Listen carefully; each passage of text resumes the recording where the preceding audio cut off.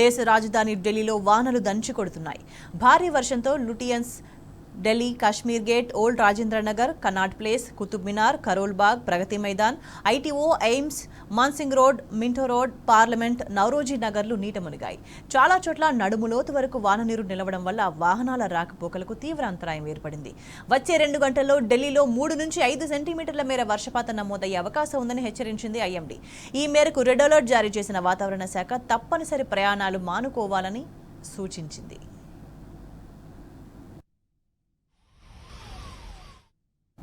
ఢిల్లీలో పలు ప్రాంతాల్లో భారీ ఎత్తున వర్షం కురుస్తోంది.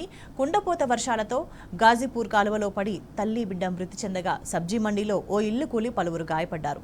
నగరంలో ఎక్కడ చూసినా మోకాళ్ల లోతు నీళ్లు నిలిచిపోయాయి. దీంతో రోడ్డు, రైల్వే వ్యవస్థకు ఆటంకం ఏర్పడింది. భారీ వర్షాల నేపథ్యంలో 10 విమానాలను దారి మళ్లించారు అధికారులు. చాలా మార్గాల్లో రాకపోకలను నిలిపివేశారు. వరద తీవ్రత, ఐఎండీ హెచ్చరికలతో విద్యాసంస్థలకు ప్రభుత్వం సెలవులు ప్రకటించింది.